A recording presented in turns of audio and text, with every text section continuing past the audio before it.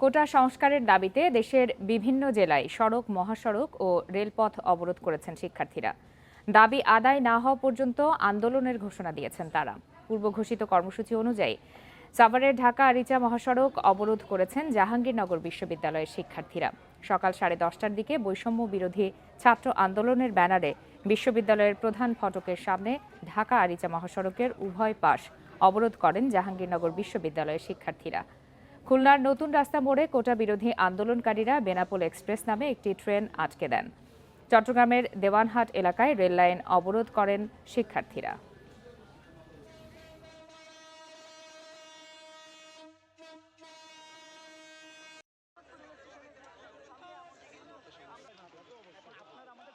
আমাদের মহামান্য হাইকোর্টের প্রতি একদম পূর্ণ সম্মান আছে, আস্থা আছে। আমি মহামান্য হাইকোর্টের যারা কর্তৃপক্ষ আছে আপনাদেরকে অনুরোধ করব, আপনারা রাজপথে আসুন, দেখুন সাধারণ শিক্ষার্থীরা কি বলছে। আমরা আশা করেছিলাম যে সংবিধানের যে নিয়ম রয়েছে সেখানে যে অনগ্রসর এবং পিছিয়ে পড়া জনগোষ্ঠী আছে তাদের জন্য যেটুকু কোটা দরকার সেটি কোটা থেকে আমাদের সংসদে একটি আইন পাস করা হোক এবং কোটা সংস্কার করা হোক। আমরা কিন্তু টোটালি কোটা সংস্কার আন্দোলন নিয়ে আরো বিস্তারিত জানাতে এই মুহূর্তে শাহবাগ এবং মগবাজার থেকে যোগ দিয়েছেন সহকর্মীরা। শুরুতেই চলে যাচ্ছি শাহবাগে, সেখানে আছেন সহকর্মী নূরে আলম। নূরে আলম, শাহবাগে তো সকাল থেকে শিক্ষার্থীরা অবরোধ করে রেখেছেন, এই মুহূর্তে আন্দোলনকারী শিক্ষার্থীরা কি বলছেন আর সেখানকার পরিস্থিতি কেমন? সকাল 11টা থেকে শাহবাগ মোড় অবরুদ্ধ অবস্থায় রয়েছে এবং শিক্ষার্থীদের এই অবরুদ্ধতা শুধুমাত্র শাহবাগ মোড় নয়, চাংখারপুল মোড়, সায়েন্স ল্যাব, মৎস্য ভবনের সামনে, বাংলা মোটর, ফার্মগেট সব জায়গায় তারা অবরুদ্ধ করে রেখেছে। তারা বলছেন যে কোটা সংস্কারের বিষয়ে যতক্ষণ পর্যন্ত নির্বাহী বিভাগের পক্ষ থেকে সুস্পষ্ট কোনো ঘোষণা না আসবে ততক্ষণ পর্যন্ত তারা তাদের আন্দোলন কর্মসূচি চালিয়ে যাবেন। এরই মধ্যে আদালত যে 2018 পরিপত্র বাতিলের বিষয়ে আদালতের যে রায় ছিল সেটি বাতিল 1 মাসের জন্য স্থগিতাদেশ দিয়েছে। শিক্ষার্থীরা সেটিকে সাধুবাদ জানাচ্ছেন। শিক্ষার্থীরা বলছেন তাদের এই কর্মসূচি আদালতের বিরুদ্ধে নয়, তাদের এই কর্মসূচি নির্বাহী বিভাগের কাছে। নির্বাহী বিভাগ যেন কোটা সংস্কার করে একটি কমিশনের মাধ্যমে কতটুকু কোটা ক্ষুদ্র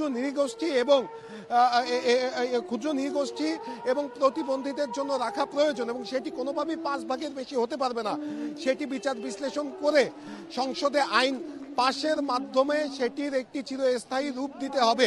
আর এই বিষয়ে যখন নির্বাহী বিভাগের পক্ষ থেকে কোনো ঘোষণা দেওয়া হবে তখনই তারা আন্দোলন কর্মসূচি থেকে সরে যাবে। আমি যদি বলি, গত 7 দিন ধরে শিক্ষার্থীরা শাহবাগ মোড় অবরুদ্ধ করে রেখেছে। শুধুমাত্র শাহবাগ মোড় নয়, বলা চলে যে গত 7 দিন ধরে দিনের একটি বড় সময় ঢাকা শহরে অচল অবস্থা বিরাজ করছে। আর ঢাকার বাইরেও যে বিশ্ববিদ্যালয়গুলো রয়েছে সেই বিশ্ববিদ্যালয়গুলোর সামনে সড়ক, মহাসড়ক শিক্ষার্থীরা অবরুদ্ধ করে রেখেছে, রেল লাইন অবরুদ্ধ করে রেখেছে। মানুষের ব্যাপক ভোগান্তি হচ্ছে। এ বিষয়ে শিক্ষার্থীরা বলছেন তাদের এই আন্দোলন শুধুমাত্র এখন যারা চাকরি প্রত্যাশী তাদের জন্যই নয়, এই আন্দোলন যারা এখন স্কুলে পড়ছে তাদের জন্য। কারণ তারা একটা সময় বিশ্ববিদ্যালয়ে ভর্তি হবে, চাকরি প্রত্যাশী হবে, তারাও এই কোটার বৈষম্যের শিকার হবে। তাই সবাইকে এই কষ্ট কিছুটা হলেও সহ্য করে তাদের দাবির সাথে একমত জানানোর আহ্বান জানিয়েছেন আন্দোলনকারী শিক্ষার্থীরা। তারা বলছেন এই কোটা ব্যবস্থা যদি বহাল রাখা হয়, অর্থাৎ 18 সালের আগে 56 ভাগ কোটা প্রথম এবং দ্বিতীয় শ্রেণীর চাকরিতে ছিল, সেটি যদি আবার কোনোভাবে চলে আসে তাহলে মেধাবীরা চাকরি থেকে বঞ্চিত হবে। অর্থাৎ 100 জন যদি চাকরিতে নিয়োগ পায় তার মধ্যে 56 জনই কোটায় নিয়োগ পাবে, 44 জন মেধায় নিয়োগ পাবে। এর ফলে ব্যাপক বৈষম্য সৃষ্টি হবে এবং মুক্তিযোদ্ধাদের জন্য যে 30 ভাগ কোটা রয়েছে সেটি নিয়ে শিক্ষার্থীরা বলছেন যে এই কোটা সন্তানদের পর্যন্ত ঠিক আছে, কিন্তু নাতিদের জন্য যদি এই কোটা দেওয়া হয় সেটি অযৌক্তিক। তাই এই কোটাটি তারা বাতিল করার দাবি জানাচ্ছেন। তারা বলছেন মুক্তিযোদ্ধারা জাতির শ্রেষ্ঠ সম্পদ, তাদের সুযোগ সুবিধা বৃদ্ধি করা হোক, তাদের ভাতা বাড়ানো হোক, তাদের উন্নত চিকিৎসার ব্যবস্থা করা হোক, কিন্তু চাকরি থেকে কোটাটি বাতিল করা হোক। কারণ মুক্তিযুদ্ধের যে চেতনা, শ্রেণী বৈষম্যহীন সমাজ গড়ে তোলার জন্য, সেই চেতনার সাথে এই কোটা ব্যবস্থা পুরোপুরি সাংঘর্ষিক। তাই এবং এই কোটা ব্যবস্থা মুক্তিযুদ্ধের চেতনাকে অপমান করার শামিল। তাই শিক্ষার্থীরা জানাচ্ছেন যে এই কোটা দ্রুত সংস্কার করে একটি চিরস্থায়ী সমাধান দিতে হবে, নইলে এখন তারা সরে যাবে। আবার যদি এই কোটা বহাল করা হয় তখন আবার তাদেরকে নামতে হবে। তাই তারা বলছেন যে তারা একবারেই এই দাবি আদায় করে একবারেই তারা ক্লাসরুমে ফিরতে চায়।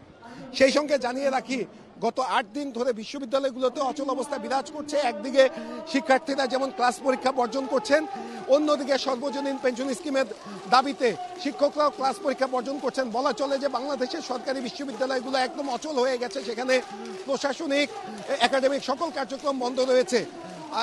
তো শিক্ষার্থীরা বলছেন যে এই সংকট একমাত্র তখনই দূর হতে পারে যখন তাদের দাবি মেনে নেওয়া হবে। আমি যদি একটু চিত্র দেখাই, শিক্ষার্থীরা বিচ্ছিন্নভাবে এক গ্রুপ শাহবাগ মোড় অবরুদ্ধ করে রেখেছে, আরেক গ্রুপ চাঙ্কারপুল মোড় অবরুদ্ধ করে রেখেছে, অর্থাৎ হানিফ ফ্লাইওভার অবরুদ্ধ করে রেখেছে। এই হানিফ ফ্লাইওভার দিয়ে আমাদের যেগুলো দূরপাল্লার বাস আছে সেগুলো সেই হানিফ ফ্লাইওভার দিয়ে যায়, সেই বাসগুলো চলতে পারছে না। বলা চলে যে ঢাকা শহরে একেবারে অচল অবস্থা বিরাজ করছে। সকাল থেকে গাড়ির চাপও কম, অনেকে গাড়ি বের করেনি। আমরা দেখছি যে যে অবরুদ্ধতা চলছে এর যদি দ্রুত সমাধান না হয় মানুষের ভোগান্তির কোনো শেষ নেই। তো এই ছিল আমার কাছে এখানকার সবশেষ। জি নুরে আলম, আপনি আমাদের সাথেই থাকুন। এবারে একটু চলে যাচ্ছে রাজধানীর মগবাজারে, সেখানকার পরিস্থিতি জানাবেন সহকর্মী অহন। অহন, আপনার কাছে একটু জানতে চাই এই মুহূর্তে মগবাজারের পরিস্থিতি কেমন?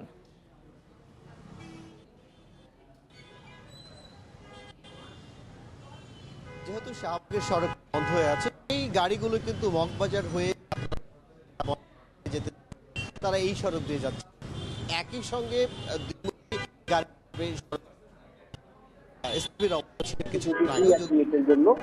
তারপরেই কিন্তু গাড়িগুলো কিছুটা চলে এবং কিছুটা এগিয়ে গিয়ে আবার বন্ধ হয়ে যায়। এইসব ভুক্তভোগী যারা অর্থাৎ সড়কে যারা চলছিলেন তাদের সঙ্গে কথা বলছিলাম, তারা বলছেন যে এই ধরনের মানুষের দাবি আন্দোলনের জন্য যখন সাধারণ মানুষকে দিল্লি করে দাবি আদায়ের একটা পথ খুঁজে নেয়, সেটি অবশ্যই বেদনাদায়ক। একই সঙ্গে তারা এও বলছেন সরকারকে নিশ্চয়ই বিষয়টি দেখতে হবে, যেসব যৌক্তিক দাবি আছে সেই দাবিগুলো দ্রুত মেনে নিতে হবে। তারা বলছিলেন যে আদালতের মাধ্যমে যে রায়টি এখন পর্যন্ত এসেছে সেটি আরো দীর্ঘায়িত হলো এবং এই আন্দোলনের সুরাহা যেহেতু এখনো হচ্ছে না, সেই সুরাহার কথা তারা বলছেন। অর্থাৎ শিক্ষার্থীরা যদি ঘরে ফিরে যাওয়ার একটা ব্যবস্থা করে দেওয়া যায়, তাদের দাবিটি যদি মানা যায়, তাহলে যারা এই সড়কে ঘন্টার পর ঘন্টা অবরুদ্ধ হয়ে থাকছেন, ঘন্টার পর ঘন্টা সড়কে থাকতে হচ্ছে, তাদেরকে বেশি আর ভোগান্তি পোহাতে হবে না। ভোগান্তির অবসান তারা চাচ্ছেন, বিশেষ করে সাধারণ মানুষ যারা কোটার পক্ষে বিপক্ষে সব ধরনের কথাই কিন্তু বলছিলেন।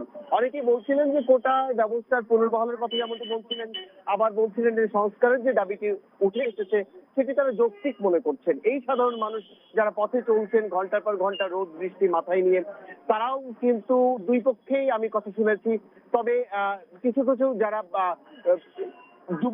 যুবক শ্রেণীতে রয়েছেন তারা কিন্তু বলছিলেন যে অবশ্যই কোটা ব্যবস্থা সংস্কার দরকার এবং এই কোটা ব্যবস্থা সংস্কারের জন্য নির্বাহী আদেশ কিংবা যে আদেশটি দেওয়ার মধ্য দিয়ে এইসব শিক্ষার্থীকে যত দ্রুত সড়ক থেকে নেওয়া যায় তুলে নেওয়া যায় সেটি আপনি দেখছিলেন রিক্সা কিন্তু ফুটপাতে উঠে গেছে এবং শুধু রিক্সা নয়, কিছুক্ষণ আমি দেখছিলাম কিছু মোটর বাইকই কিন্তু ফুটপাতে উঠে গেছে। অর্থাৎ সহ্যেরও তো একটা সীমা আছে। তারা বলছিলেন যে তারা বাধ্য হয়ে যাচ্ছেন, বিশেষ করে রিক্সা চালকরা একেবারে ঘেমে নিয়ে সারা। তারা বলছিলেন দীর্ঘ সময় ধরে একেবারে পানি তৃষ্ণায় তারা ব্যতিব্যস্ত হয়ে উঠেছেন। তারা বলছিলেন এই সমস্যার অবসান তারা চান, যত দ্রুত সম্ভব শিক্ষার্থীদের আবেদন, তাদের যা দাবি দেওয়া আছে সেটি যদি সরকার মেনে নেয় তাহলে হয়তো সাধারণ মানুষকে এ ধরনের ভোগান্তিতে পড়তে হবে না, স্থবির হয়ে থাকতে হবে না নগরবাসী।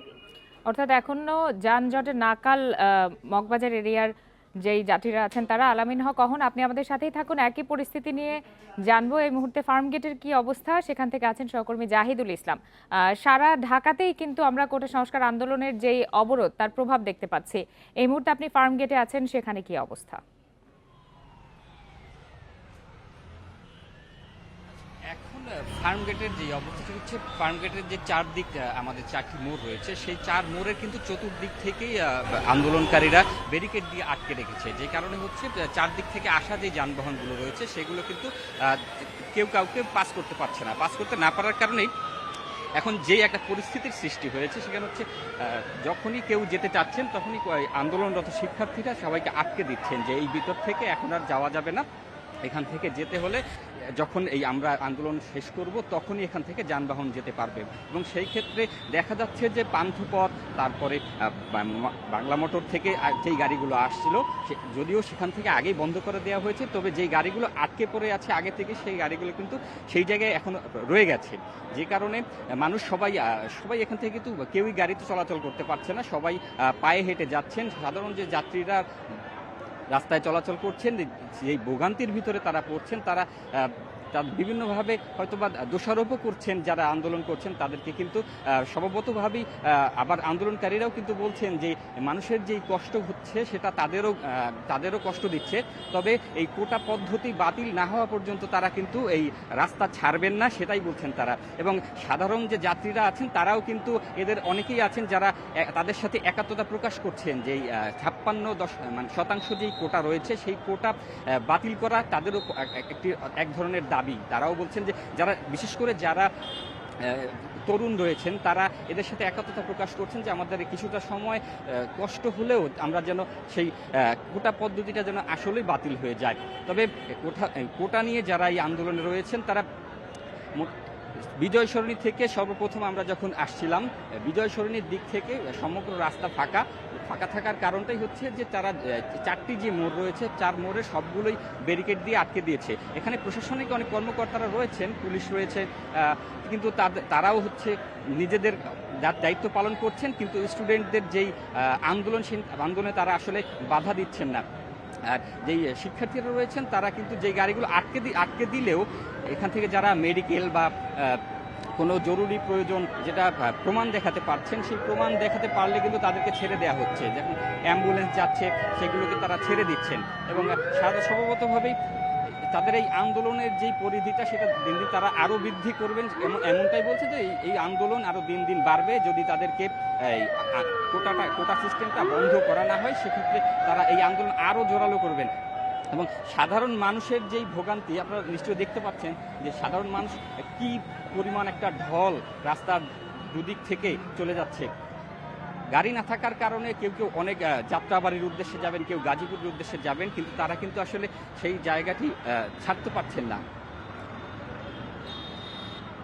আমরা কিছুক্ষণ আগেও দেখেছি যে এই জায়গাগুলোতে যে মানুষগুলো ছিলেন, আমরা অনেকের সাথে কথা বলেছিলাম, তারা কিন্তু দাবি করছেন যে এই কোটা পদ্ধতি নিয়ে যেই সরকার একটা হস্তক্ষেপ করতেই পারে, কিন্তু সরকারের এই নীরব অবস্থার যে নীরব কেন সেটাই জানতে চান আসলে এই সব ভোগান্তিতে পড়া মানুষগুলো। এবং তাদের এই আন্দোলনের যেই অংশটুকু রয়েছে সেই আন্দোলনটাকে তারা সাড়া দিলেও তাদের সাথে যে ভোগান্তিগুলো আসলে হচ্ছে সেই ভোগান্তি কিন্তু আসলে সবাইকেই কষ্ট দিচ্ছে।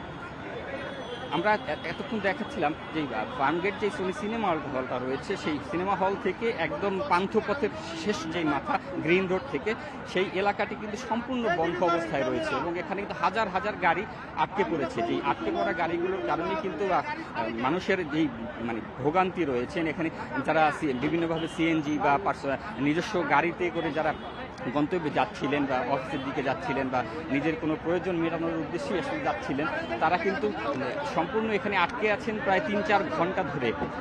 এই তারা আটকে থাকার কারণে তারা কারো পানির তৃষ্ণায় অস্থির অবস্থা হয়ে আছে।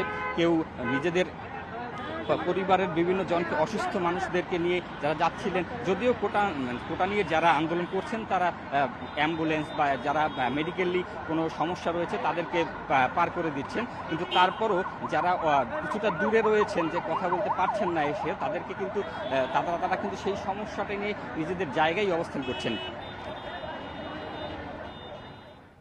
কোটা সংস্কারের দাবিতে সড়ক ও রেলপথ অবরোধ করেছে শিক্ষার্থীরা। এ নিয়ে আরও জানাতে চট্টগ্রাম থেকে যুক্ত হচ্ছেন সহকর্মী আলমগীর সবুজ।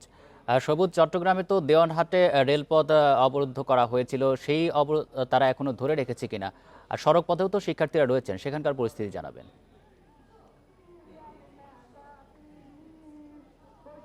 হ্যাঁ, তারা 11টার দিকে, বেলা 11টার দিকে রেলপথ অবরোধ করে এরপরে আসলে একটু আগে রেলপথ অবরোধ অবস্থায় রেখেই একাংশ এখানে পার্শ্ববর্তী যে টাইগার পাস এলাকা আছে মোড়ে সেখানে অবস্থান নিয়েছে। আপনি দেখছেন এখন অনেকে এখানে রাস্তার চারপাশে তারা বসে আছে এবং ফলে এই মোড়ের চারপাশে যে রাস্তাগুলি আছে সবগুলি রাস্তা আসলে অবরুদ্ধ হয়ে পড়েছে এবং শত শত গাড়ি এখানে আটকা পড়েছে। আপনি দেখছেন অনেকে এখানে শুয়ে আছে, কেউ বসে আছে এবং নানা প্যারোডি গান করে তারা তাদের সময় পার করছে এবং তারা বলছে তাদের যে এক দফা দাবি সেটা যদি আদায় না হয় তাহলে তারা এই অবস্থান থেকে তারা সরবেন না এবং রেলপথও তারা অবরোধে রাখবেন, পাশাপাশি সড়কপথও তারা অবরুদ্ধ করে রাখবেন বলে তারা জানাচ্ছেন। আমরা হাইকোর্টের যে রায় কিংবা পর্যবেক্ষণ সেই বিষয়ে তাদের সাথে কথা বলেছিলাম। তারা বলছেন তারা হাইকোর্টের দিকে যাচ্ছেন না, তাদের একটা সুস্পষ্ট যে বক্তব্য সেটা হচ্ছে তাদের যে যৌক্তিক দাবি সেটা যদি মেনে নেওয়া না হয় তাহলে তারা তাদের অবস্থান থেকে সরবেন না।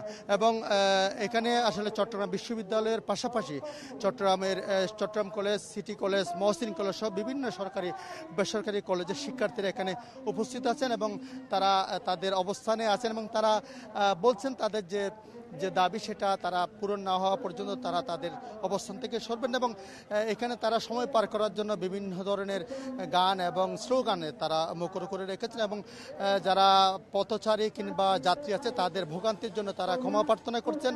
মাইকে তারা বারবার বলছেন তারা সাময়িক অসুবিধার জন্য তারা ক্ষমা চেয়ে নিচ্ছেন এবং বলছেন তারা আজকে সন্ধ্যা পর্যন্ত এখানে অবস্থান করবেন বলছে আমাদেরকে জানাচ্ছেন। সবুজ, আপনি থাকবেন আমাদের সাথে। আমরা এবার কুমিল্লার পরিস্থিতি জানবো, সেখান থেকে যুক্ত আছেন সহকর্মী তানভীর খন্দকার। তানভীর, কুমিল্লার পরিস্থিতি জানাবেন, কোথায় কোথায় শিক্ষার্থীরা আন্দোলন করছেন, কি বলছেন তারা?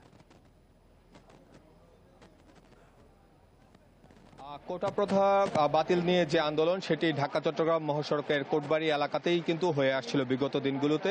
আজকেও কিন্তু বেলা 11টার দিকে কুমিল্লা বিশ্ববিদ্যালয়, কুমিল্লা ভিক্টোরিয়া সরকারি কলেজ এবং কুমিল্লা সরকারি কলেজের শিক্ষার্থীদের আলাদা আলাদা ব্যানারে আমরা দেখেছি যে বিক্ষোভকারীরা কিন্তু এই কোটবাড়ি বিশ্ব রোড এলাকায় অবস্থান নিয়েছে। এই মুহূর্তে কিন্তু এই ঢাকা চট্টগ্রাম মহাসড়কের কুমিল্লা এলাকাটিতে প্রচন্ড বৃষ্টি হচ্ছে। বৃষ্টি উপেক্ষা করেও কিন্তু আন্দোলনকারী যারা আছে তারা কিন্তু এখন মহাসড়ক অবস্থান করছে। তারা কিন্তু দুই পাশ থেকে কোনো দিকে যান চলাচল করতে দিচ্ছে না। আর যতটুকু আমরা জেনেছি হাইওয়ে পুলিশের কাছ থেকে এখানে কিন্তু অন্তত 10 কিলোমিটার যানজট কিন্তু লেগে আছে। আর যেহেতু মহাসড়কের উভয় পাশে কিন্তু কুমিল্লা থেকে যে বাইপাস সড়ক আছে সেই সড়ক দিয়ে মহাসড়কে চলাচল করা যায়, সেই ক্ষেত্রে কিন্তু আমরা দেখেছি যে কুমিল্লা শহরের রাস্তা ঘুরে কিন্তু যানবাহনগুলো চলাচল করছে। কিন্তু যারা বিদেশগামী তারা কিন্তু মূলত ভোগান্তিতে পড়েছে, কারণ তাদেরকে সঠিক সময়ের মধ্যে বিমানবন্দরে উপস্থিত হতে হবে।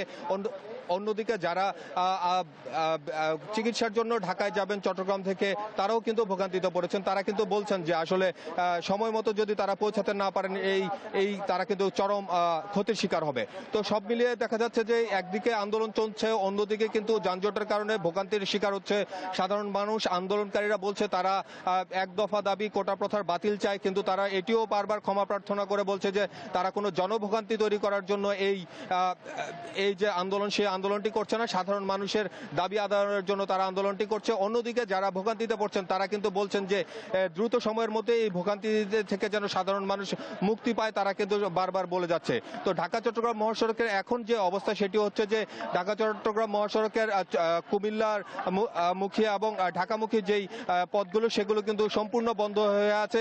এই বৃষ্টির মধ্যে শত শত মানুষ কিন্তু আটকা পড়ে আছে। আমরা দেখেছি যে এই আন্দোলনের যে জায়গাটুকু এখানে অবরোধের এই অঞ্চলটি সেটি কিন্তু অনেকেই হেঁটে পার হয়ে বিপরীত পাশ থেকে ছোট ছোট সিএনজি অটোরিকশা নিয়ে কিন্তু তারা পার হচ্ছেন।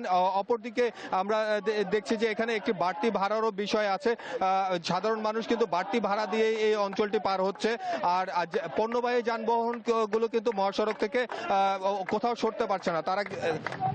তারা যেটি বলছে যে আসলে যতক্ষণ পর্যন্ত এই অবরোধ চলবে সেখানে কিন্তু তাদেরকে আটকা পড়ে থাকতে হবে, তাদের যে জ্বালানি খরচ সেটি বাড়বে এবং পণ্যের দামও বাড়তে পারে। অর্থাৎ দ্রুত সময়ের মধ্যে তারা এই অবরোধের যে শেষ সেটি কিন্তু চান। তো সব মিলিয়ে এখনো পর্যন্ত আন্দোলন চলছে। অবরোধকারীরা বৃষ্টিতে ভিজেই এখানে স্লোগান দিচ্ছেন এবং রাস্তা ব্যারিকেড দিয়ে রেখেছেন। তো এই ছিল আমার কাছে ঢাকা চট্টগ্রাম মহাসড়ক থেকে আন্দোলনের সর্বশেষ খবর। চট্টগ্রাম এবং কুমিল্লা থেকে জানাচ্ছেন আমাদের সহকর্মীরা। সরকারি চাকরিতে কোটা পদ্ধতি 1 মাসের জন্য স্থগিত, তা পুনর্বহালে হাইকোর্টের রায়ে স্থিতাবস্থা দিয়েছে আপিল বিভাগ। এ সময়ে 2018 সালে কোটা বাতিল করে জারি করা পরিপত্রই কার্যকর থাকছে। 7 আগস্ট হবে পরবর্তী শুনানি। এই আদেশের পর শিক্ষার্থীদের ক্লাসে ফেরার আহ্বান জানিয়ে প্রধান বিচারপতি বলেন, আন্দোলন করে আদালতের রায় পরিবর্তন করা যায় না। বুধবার দিনের শুরু থেকেই কোটা বিরোধী শিক্ষার্থী এবং কোটার পক্ষের মুক্তিযোদ্ধার সন্তান সবার নজর ছিল সুপ্রিম কোর্টের আপিল বিভাগের দিকে। পরে আদালতে রাষ্ট্রপক্ষ ও 2 শিক্ষার্থীর আইনজীবী কোটা পুনর্বহাল করে হাইকোর্টের রায় স্থগিতের আবেদনের পক্ষে তুলে ধরেন যুক্তি। অন্যদিকে কোটার পক্ষের আইনজীবী আবেদন করেন রায় বহাল রেখে কোটা ব্যবস্থা চালু রাখতে। শুনানি শেষে 3 পক্ষের কারো আবেদনেই সাড়া দেয়নি আদালত। কোটা প্রশ্নে আদেশ দেন 1 মাসের স্থিতাবস্থা বজায় রাখতে। এতে এ সময়ে সরকারি চাকরিতে কোটা ব্যবস্থার প্রয়োগ করা যাবে না, কার্যকর হবে না হাইকোর্টের রায়। যে প্রক্রিয়াগুলো আছে সবগুলোতেই মেধার যারা এই কোটা পদ্ধতি যে 2018 যে সার্কুলার সেই অনুযায়ী চলবে। তাদের যদি কোনো গ্রিভান্স থাকে তারা যেন এখানে এসে পক্ষ হয়ে তারা বলতে পারে, সেটাও কিন্তু তাদের আদেশে এটা আছে। অতএব এখন আর কোনো যৌক্তিক তাদের কোনো কারণ নেই। আদেশের সময় বেশ কিছু পর্যবেক্ষণ দিয়ে শিক্ষার্থীদের শ্রেণীকক্ষে ফেরার আহ্বান জানান প্রধান বিচারপতি ওবায়দুল হাসান। বলেন, আন্দোলন করে আদালতের রায় পাল্টানো যায় না। একই সঙ্গে আন্দোলনকারীদের প্রতি আদালতের আহ্বান, চাইলে তারাও আদালতে পক্ষভুক্ত হতে পারে। সবার বক্তব্যই শুনতে চায় সর্বোচ্চ আদালত। উদ্ভূত পরিস্থিতি বিবেচনায় যে বিশ্ববিদ্যালয়ের শান্তিপূর্ণ পরিবেশ ফিরে আনা দরকার, এবং যেহেতু বিষয়টি অ্যাপিলেট ডিভিশন থেকেই চূড়ান্ত নিষ্পত্তি হবে, সুতরাং অ্যাপিলেট ডিভিশন থেকে চূড়ান্ত নিষ্পত্তি না হওয়া পর্যন্ত যাতে স্থিতি অবস্থা বা একটা স্টে আদেশ থাকে, সেই জন্যই আমরা এই নিবেদন গতকালকে ফাইল করেছিলাম। এদিকে হাইকোর্টের পূর্ণাঙ্গ রায়ের পর আগামী 7 আগস্ট কোটার বিষয়ে নিয়মিত আপিল শুনানির দিন ঠিক করেছে আপিল বিভাগ। 2 সপ্তাহের মধ্যেই তা প্রকাশ হবে বলে ধারণা অ্যাটর্নি জেনারেলের। Zahidul Bashar, independent news, Dhaka. সরকারি চাকরিতে কোটার বিষয়ে আরো বিস্তারিত জানাতে এই মুহূর্তে হাইকোর্ট চত্বর থেকে যোগ দিয়েছেন সহকর্মী জাহিদুল বাশার। বাশার, আপনার প্রতিবেদনেই বেশ কিছু বিষয় উঠে এসেছে এবং আজই তো এই যে আদালতের রায়ের বিষয়ে স্থিতাবস্থা দেওয়া হয়েছে 1 মাসের জন্য। আপনি পুরোটা সময় সেখানে অবস্থান করেছেন এবং অ্যাটর্নি জেনারেল সহ আইনজীবীও ব্রিফ করেছেন। সংক্ষেপে আমাদেরকে যদি একটু বিস্তারিত জানান। দেখুন, প্রথমে বলে রাখি, আজকের এই যে স্থিতাবস্থা জারি, এই স্থিতাবস্থা জারির পরে প্রধান বিচারপতি আন্দোলনকারী শিক্ষার্থীদের প্রতি এবং একই সাথে প্রতিটি প্রতিষ্ঠানের ভাইস চ্যান্সেলর বা প্রধান যারা রয়েছেন তাদের প্রতি বা সংশ্লিষ্ট কর্তৃপক্ষ যারা আছেন তাদের প্রতি যে আহ্বান জানিয়েছিলেন 2 ঘন্টায় তা কিন্তু কার্যকর হয়নি। সহকর্মীরা চট্টগ্রাম, ঢাকা সহ বিভিন্ন পয়েন্ট থেকে জানাচ্ছিলেন এখনো আন্দোলনকারীরা আন্দোলন করে যাচ্ছে, বিভিন্ন পয়েন্ট আছে। আমি দেখতে পাচ্ছি আমার পাশে একদম হাইকোর্টের সামনে প্রায় 2 ঘন্টা 2.5 ঘন্টা ধরে গাড়ি একই জায়গায় দাঁড়িয়ে আছে। সুতরাং সর্বোচ্চ আদালতের প্রধান বিচারপতির এজলাস কক্ষ থেকে যে আবেদন জানানো হয়েছিল শিক্ষার্থীরা তাতে সাড়া দেয়নি। এবার আসি আদালতের রায়ের আজকের আদেশের ব্যাপারে। দেখেন, আদালত স্থিতাবস্থা দিয়েছে। এখানে একটি বিষয় একটু স্পষ্ট করা দরকার, স্থিতাবস্থা এবং স্থগিতাদেশ কিন্তু এক নয়। স্থিতাবস্থা হচ্ছে সাবজেক্ট ম্যাটারের উপর স্থিতাবস্থা, অর্থাৎ সাবজেক্ট, এখানে মূল সাবজেক্টটি হচ্ছে কোটার যেই পরিপত্র ছিল 2018 সালে যেটি সরকার বাতিল করেছিল ওইটার উপর স্থিতাবস্থা দিয়েছে আদালত। তার মানে হচ্ছে ওইটা যে অবস্থায় বাতিল করেছিল ওই অবস্থায় থাকবে।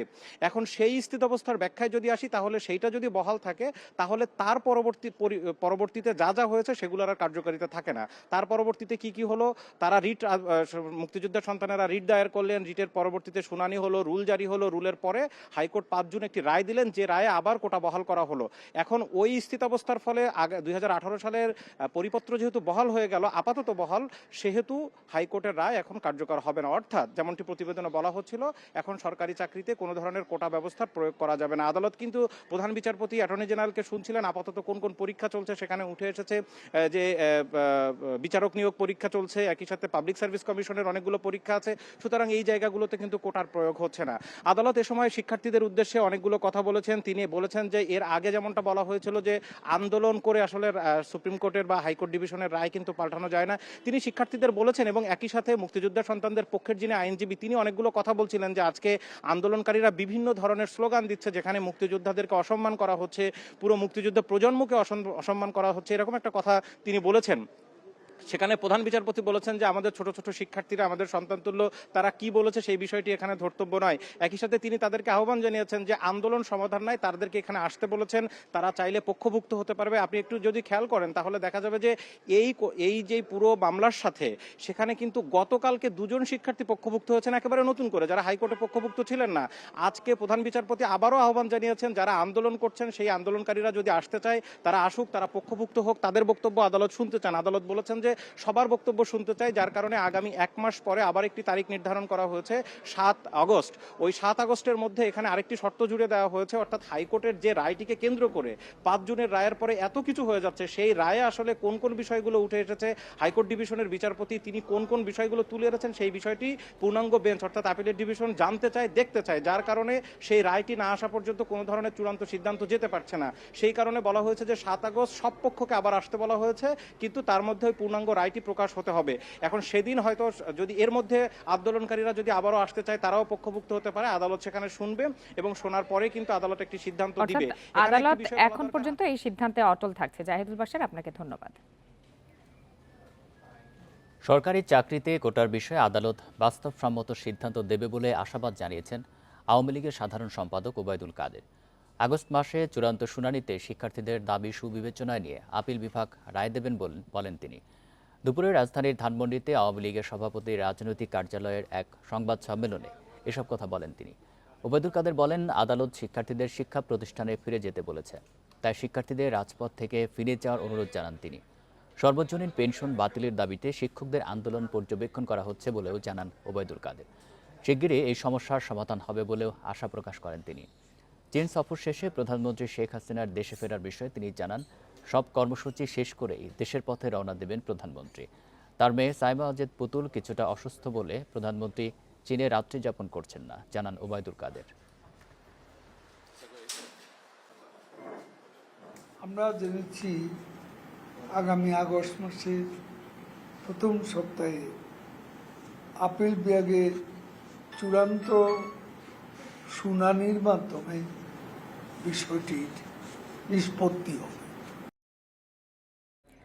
কোটা সংস্কার নিয়ে আন্দোলনরত শিক্ষার্থীদের সড়ক অবরোধ না করার আহ্বান জানিয়েছেন স্বরাষ্ট্রমন্ত্রী আসাদুজ্জামান খান। দুপুরে রাজধানীর তেজগাঁওয়ে আওয়ামী লীগের এক অনুষ্ঠানে এই আহ্বান জানান তিনি। আন্দোলনকারীদের ধৈর্য ধরারও আহ্বান স্বরাষ্ট্রমন্ত্রীর। বলেন, শিক্ষার্থীদের বিষয়ে কঠোর হবে না আইনশৃঙ্খলা বাহিনী, তবে রাস্তায় বসে দুর্ভোগ সৃষ্টি না করার আহ্বান জানান তিনি। এক প্রশ্নের জবাবে মন্ত্রী বলেন, প্রশ্ন ফাঁসকারীদের বিষয়ে সব সময় কঠোর ছিল আইনশৃঙ্খলা বাহিনী, ভবিষ্যতেও থাকবে।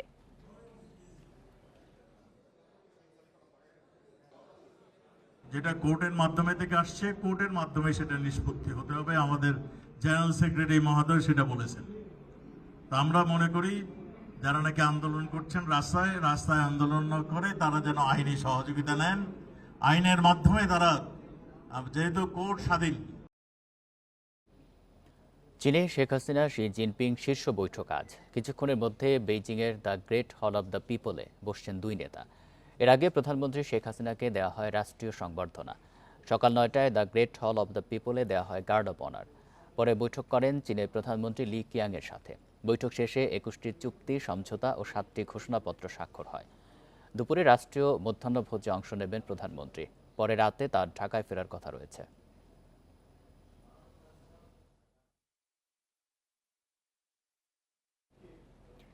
বিএনপি চেয়ারপারসন খালেদা জিয়ার শারীরিক অবস্থার উন্নতি হয়েছে বলে জানিয়েছেন তার ব্যক্তিগত চিকিৎসক ডাক্তার AZM জাহিদ হোসেন। সোমবার ভোরে বুকে ব্যথা নিয়ে হাসপাতালে ভর্তি হন তিনি। তবে তাকে আরও কয়েকদিন হাসপাতালে থাকতে হবে বলে জানিয়েছেন ডাক্তার জাহিদ হোসেন। সোমবার রাজধানীর এভার কেয়ার হাসপাতালে নেয়ার পর থেকেই আইসিইউ সুবিধায় থাকা কেবিনে রয়েছেন বিএনপি প্রধান। সবশেষ মঙ্গলবার রাত 10টায় তাঁর চিকিৎসা নিয়ে বৈঠক করে মেডিকেল বোর্ড। এতে ভার্চুয়ালি যুক্ত হন যুক্তরাষ্ট্র ও যুক্তরাজ্যের চিকিৎসকরা। মেডিকেল বোর্ডের পরামর্শেই খালেদা জিয়াকে আরও কয়েকদিন হাসপাতালে রাখা হচ্ছে। এর আগে 22 জুন হাসপাতালে ভর্তি হয়ে চিকিৎসা শেষে 2 জুলাই বাসায় ফেরেন তিনি। 79 বছর বয়সী খালেদা জিয়া আর্থ্রাইটিস, হৃদরোগ, কিডনি, লিভার সহ নানা জটিলতায় ভুগছেন।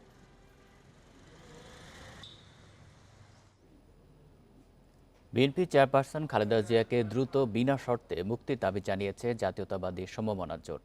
রাজনৈতিক প্রতিহিংসার কারণে খালেদা জিয়াকে সাজা দেওয়া হয়েছে বলেও দাবি করেছেন জোটের নেতারা। সকালে জাতীয় প্রেস ক্লাবের সামনে খালেদা জিয়ার মুক্তি এবং ভারতের সাথে রেল যোগাযোগ সহ বিভিন্ন চুক্তি বাতিলের দাবিতে আয়োজিত এক সমাবেশে এসব কথা বলেন তারা। জোটের নেতাদের দাবি, গায়ের জোরে ক্ষমতা দখল করে আওয়ামী লীগ সরকার দেশে অঘোষিত বাকশাল কায়েম করেছে। পুলিশ ও প্রশাসনকে ব্যবহার করে বিরোধী দলের নেতাকর্মীদের বিরুদ্ধে মামলাসহ বিভিন্ন হয়রানি চলছে বলেও অভিযোগ করেন তারা। সমাবেশে বক্তারা বলেন, দেশে গণতন্ত্র ও মানুষের অধিকার প্রতিষ্ঠায় ঐক্যবদ্ধ আন্দোলনের বিকল্প নেই। নিজস্ব ভেদাভেদ ভুলে সবাইকে মাঠে নামারও আহ্বান জানান তারা।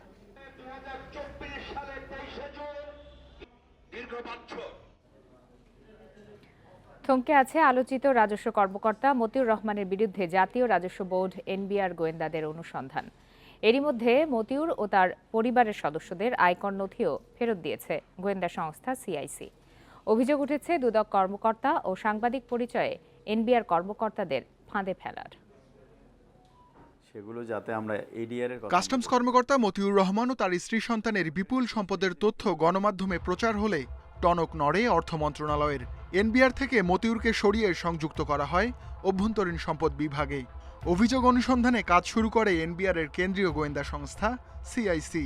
তথ্য যাচাইয়ে কর অঞ্চল থেকে মতিউর পরিবারের 5 সদস্যের আয়কর নথি তলব করেন গোয়েন্দারা। নথি বিশ্লেষণ করে সম্পদের একটি পরিস্থিতিপত্র তৈরি করা হয়। গোয়েন্দারা জানান, মতিউর বিষয়ে আর কোনো নির্দেশনা না থাকায় এ পর্যন্তই থেমে আছে কাজ। আয়কর নথিতে ফাঁক ফোকর আছে কিনা তাও দেখা হচ্ছে না। তথ্য যাচাই বাছাই হচ্ছে না মাঠ পর্যায়েও সম্পদের। ইতিমধ্যে মতিউর পরিবারের বিরুদ্ধে অভিযোগ অনুসন্ধান শুরু করেছে দুর্নীতি দমন কমিশন দুদক। সংস্থাটির চাহিদার প্রেক্ষিতে আয়কর নথিগুলো কর অঞ্চলে ফেরত দিয়েছে সিআইসি। হঠাৎ করে থেমে যাওয়া যদি এটা একটা স্থায়ী রূপ ধারণ করে এবং বাস্তবে যদি এটাতে কোনো অগ্রগতি না হয়, তাহলে ধরে নিতে হবে যে এটা শুধুমাত্র প্রশ্নবিদ্ধ নয়, এটা আসলে লোক দেখানো কিনা, পেছনে যারা সুরক্ষাকারী আছেন, বংশীদার আছেন, তাদের প্রভাবটা এখানে কাজ করবে কিনা সেই বিষয়টা। ছাগলকাণ্ডের পর আতঙ্কে অনেক এনবিআর কর্মকর্তা, যার সুযোগ নিচ্ছে প্রতারক চক্র। কর্মকর্তারা জানান, কিছু প্রতারক দুদক কর্মকর্তা পরিচয়ে তাদের খোঁজ করেন। এরই মধ্যে এনবিআর এর 2 জন কর্মকর্তা প্রতারিত হয়েছেন বলে জানা গেছে। এই ধরনের যদি কোনো অজ্ঞাত পরিচয় কোনো ফোন থাকে বা কোনো ব্যক্তির নাম থেকে, আপনি দুদকে ফোন করেন, দুদকের যেটা হটলাইন সেখানে ইনফর্ম করেন, দুদকে লিখিতভাবে জানান, অবশ্যই দুদক এর বিরুদ্ধে কার্যকরী পদক্ষেপ নেবে। অভিযোগ উঠেছে, মূলধারার গণমাধ্যমের পরিচয় দিয়েও এনবিআর কর্মকর্তাদের হয়রানি করছেন প্রতারকরা। Ruhul Amin, independent news, Dhaka. ঢাকা দক্ষিণ সিটি কর্পোরেশনের কর্মকর্তার স্বাক্ষর জাল করে সড়ক খননের অনুমতিপত্র তৈরি করা হয়। রাজধানীর লালবাগে ওয়াসার খোঁড়াখুড়ির সময় ওই অনুমতিপত্রকে চ্যালেঞ্জ করে ডিএসসিসি। তখনই জালিয়াতির বিষয়টি ধরা পড়ে। এ নিয়ে ওয়াসার কাছে 13,71,000 টাকা ক্ষতিপূরণ চেয়েছে কর্পোরেশন। তবে ওয়াসা স্বাক্ষর জালিয়াতির দায় চাপিয়েছে ঠিকাদারের ওপর। লালবাগে শহীদ আব্দুল আলিম খেলার মাঠ লাগোয়া সড়ক খুঁড়ছিল ঢাকা ওয়াসা। সিটি কর্পোরেশনের কর্মীরা চ্যালেঞ্জ করলে অনুমতিপত্র দেখায় তারা। সন্দেহ হলে ডিএসসিসির কর্মীরা নির্দিষ্ট কর্মকর্তাকে ফোন করেন। জানা যায় কোনো অনুমতি দেননি তিনি। এরপরই খননের যন্ত্রপাতি জব্দ করা হয়। ডিএসসিসি জানায়, ওয়াসাকে 24 থেকে 30 এপ্রিল পর্যন্ত খননের অনুমতি দেয়া ছিল। সে সময় কাজ না করে আবারও অনুমতি চায় তারা। না দেয়ায় স্বাক্ষর জাল করে নতুন কাগজ বানায়। আমার সহকারী প্রকৌশলীর অনুমতিপত্র দেখায়। সহকারী প্রকৌশলীর অনুমতিপত্র দেখার পরে আমাকে ফোনে জানাইছেন যে স্যার আপনার অনুমতিপত্র তারা একটা দেখাচ্ছে। তা আমি তাকে ফোনেই বললাম যে অনুমতি আমি এটা দেই নাই, তুমি অনুমতিপত্রটা আমাকে একটু হোয়াটসঅ্যাপে পাঠাও। হোয়াটসঅ্যাপে যখন সে আমাকে পাঠালো, আমি নিশ্চিত হলাম যেহেতু আমার স্বাক্ষরটা জাল করছে, আমি আমার স্বাক্ষরটা তো অবশ্যই ভালো করে চিনি। এ বিষয়ে লালবাগ থানায় অভিযোগ দিয়েছে সিটি কর্পোরেশন। 13,71,000 টাকা ক্ষতিপূরণ চেয়ে চিঠি দিয়েছে ওয়াসাকে। এরকম ন্যাক্কারজনক, দুঃখজনক, অনাকাঙ্ক্ষিত কার্যক্রমে যদি কেউ লিপ্ত হয়, তাহলে সমন্বয়ের আসলে কোনো সুযোগ নেই। আমরা এ ব্যাপারে কঠোর ব্যবস্থা নিব। আমি আশা করব যে সেই ঢাকা ওয়াসার সংশ্লিষ্ট কর্মকর্তাদের বিরুদ্ধে ব্যবস্থা নিতে। ওয়াসার দাবি, জালিয়াতির পুরো দায় ঠিকাদারের। বলেছে স্যার আমরা জানতাম না, এখন তদন্ত কমিটি করে তদন্ত করে আমরা বিষয়টা দেখতেছি। সিটি কর্পোরেশন এখন আমাদের কাছে নর্মাল রেট থেকে 5 টাইমস জরিমানা চাইছে। আমরা সেটা কন্ট্রাক্টরকে বলে দিব তুমি দিতে হবে, যেহেতু সে আমাদের না জানায় কাজ করছে, সে রেসপন্সিবল। অভিযুক্ত ঠিকাদার সিস্টেম ইঞ্জিনিয়ারিং লিমিটেডের পরিচালক সৈয়দ আবু জাফরের বক্তব্য জানতে কয়েকবার ফোন করেও পাওয়া যায়নি। এই ঘটনার দিন কয়েক আগে যাত্রাবাড়িতে ঢাকা চট্টগ্রাম মহাসড়কেও খনন করে ওয়াসা। এর বিরুদ্ধেও অভিযোগ দেয় সিটি কর্পোরেশন। ইকরামুল কবির, ইন্ডিপেন্ডেন্ট নিউজ, ঢাকা। ব্রহ্মপুত্র ও দুধকুমার নদের পানি বাড়ায় কুড়িগ্রামে তলিয়েছে চরাঞ্চলের নিচু এলাকা। পানিতে নষ্ট হয়ে গেছে ফসলি জমি, ডুবে আছে গ্রামীণ সড়কও। সিলেট মৌলভীবাজারে বন্যা পরিস্থিতির উন্নতি হলেও এখনও আশ্রয়কেন্দ্রে 16,000 মানুষ। সুনামগঞ্জে বিভিন্ন সড়ক পানির নিচে থাকায় সড়ক যোগাযোগ বিচ্ছিন্ন। কুড়িগ্রামে ধওলা নদীর পানি বিপদসীমার নিচে, তবে দুধকুমার ও ব্রহ্মপুত্র নদের পানি বইছে বিপদসীমার উপরে। পানিতে নষ্ট হয়েছে তিল, তিসি, কাউন সহ নানা সবজি। চারণভূমি ডুবে যাওয়ায় গবাদি পশুর খাবার নিয়ে বিপাকে কৃষকরা। কাজ না থাকায় কষ্টে আছেন দিনমজুররা। আমরা যে শোয়ার জায়গায় থাকি, তারপরে এবার যা ভয় পাইছি, এইরকম আর কোনোদিন ভয় পাইনি, এত ধার নদীর শুরু। কষ্ট করে ঘাস কাটে আনে আর কি খাওয়ান লাগে, খেরমের যা ছিল পলটা সব তো ভাসে গেছে। যমুনা নদীর চরাঞ্চল ও নিম্নাঞ্চলে 10 দিন ধরে পানিবন্দী মানুষজন। দুর্গত এলাকায় বিশুদ্ধ পানি না থাকায় অনেকেই পান করছে নদীর পানি। জেলা প্রশাসনের পক্ষ থেকে বন্যা কবলিত 5 উপজেলায় চাল ও শুকনো খাবার বিতরণ করা হয়েছে। আমাদের মানুষের তো খাওয়া খাদ্য মনে করেন যে খুব একটু নাই গা বুঝছেন, তাবাদে ভাঙ্গা ছিল আমরা এখানে আইছি, এখানে খুব সমস্যা। টিউবওয়েলও নাকি পানিও দূষিত পানি আমরা খেতে পারতেছি না। উন্নতি হচ্ছে সিলেট, সুনামগঞ্জ ও মৌলভীবাজারের বন্যা পরিস্থিতি। তবে এখনো সিলেট মৌলভীবাজারের আশ্রয় কেন্দ্রে আছে 16,000 মানুষ। অনেক সড়ক পানির নিচে তলিয়ে থাকায় বন্ধ যোগাযোগ ব্যবস্থাও। অবস্থা খুব খারাপ, রাস্তায় তো প্রায় আঁটু পানির উপরে আছে, কোনো জায়গায় কোমর পানি, আটিয়া চলা যাওয়া যায় না। খুব আর কোনো চিনুন কিচ্ছু নাই, বেড়াটারও নাই, সব টানি গেছে। পানি উন্নয়ন বোর্ড বলছে দেশের বিভিন্ন নদীর পানি বাড়ায় বন্যার পানি ধীর গতিতে নামছে। আমাদের সব নদীর পানি কিন্তু বৃদ্ধি পেয়েছে। পানি বৃদ্ধি পাওয়ার কারণে কিন্তু এখন যদি কোনো জায়গায় পানি অতিমাত্রায় পানি প্রবেশ করে সেটি কিন্তু ডাউন স্ট্রিমে যেতে সময় লাগে, কারণ হচ্ছে পানির যে হেড ডিফারেন্সটা কিন্তু কম। হেড ডিফারেন্সটা করার কারণে কিন্তু পানিটা একটু নিচে ডাউন স্ট্রিমে যেতে সময় লাগতেছে। ঘরবাড়ি ও গ্রামীণ সড়ক ডুবে থাকার কারণে দুর্ভোগ বেড়েছে পানিবন্দী মানুষের। সোহেলি জাহান, ইন্ডিপেন্ডেন্ট নিউজ। ঢাকা এলিভেটেড এক্সপ্রেসওয়েতে যানবাহন চলাচলের সর্বোচ্চ গতিসীমা ঘন্টায় 60 কিলোমিটার মানছে না কেউই। বিশেষজ্ঞরা বলছেন ফাঁকা সড়কে গতি মাত্র 60 কিলোমিটার বেঁধে দিয়ে সরকার সবাইকে আইন ভঙ্গকারী বানাচ্ছে। অবশ্য গতিসীমা বাড়ানোর কথা বলছেন সড়ক সচিব। ঢাকা এলিভেটেড এক্সপ্রেসওয়েতে যানবাহন চলাচলের সর্বোচ্চ গতিসীমা ঘন্টায় 60 কিলোমিটার ঠিক করেছে সড়ক বিভাগ, কিন্তু তা মানছে না কেউই। 60 হলে তাও কিন্তু কেউ মানছে না। আমাদের পাশ থেকে একটি গাড়ি চলে গেল, এটি কিন্তু 60-এর অধিক গতিতে গিয়েছে এবং তারপরে আরও একটি গাড়ি যাচ্ছে। বিশৃঙ্খলা না কমিয়ে গতির লাগাম টেনে কখনো দুর্ঘটনা কমানো সম্ভব নয় বলে মনে করেন বিশেষজ্ঞরা। তারা বলেন গতি কমিয়ে সড়ক ব্যবহারের সুফল কমানো হচ্ছে। গতি কমিয়ে কখনো কিন্তু উন্নয়ন হয় না, বরঞ্চ অর্থনৈতিক উপযোগিতা অনেক নষ্ট হয়ে যায়। ঢাকা এলিভেটেড এক্সপ্রেসওয়েতে 2টা দুর্ঘটনা ঘটেছে, কারণ জানলাম না, দিয়ে দিলাম 60 কিলোমিটার পার আওয়ারে। আমি ব্যর্থহীন ভাষায় বলতে পারি কোনো গাড়ি 60 কিলোমিটারে চলে না। প্রতিটা ড্রাইভারকে আমি ভায়োলেটর বানাচ্ছি। সড়ক সচিব জানান, ঢাকা এলিভেটেড এক্সপ্রেসওয়েতে যানবাহনের গতি পর্যবেক্ষণ করা হচ্ছে। নির্দেশ অমান্যে শিগগিরই মামলা করা শুরু হবে। 60 নয়, কিন্তু এটা 120-এর গতি থেকে গাড়ি চালানো রাস্তায় এটা হয়ে গেছে। যে সমস্ত ড্রাইভার সচেতন তারা মেনে চলছে, যারা অসচেতন তারা হয়তো অনেক সময় মানছে না। প্রয়োজনে গতিসীমা কিছুটা বাড়ানো হতে পারে বলেও জানান সড়ক সচিব। Hasib Mahmud Shah, independent news. আর এরই সাথে শেষ করছি আজকের বিরতিহীন সংবাদ দুপুর। ইন্ডিপেন্ডেন্ট টেলিভিশনের সব খবরের আরো বিস্তারিত জানতে চোখ রাখুন ফেসবুক, এক্স এবং ইউটিউবে। ধন্যবাদ সবাইকে।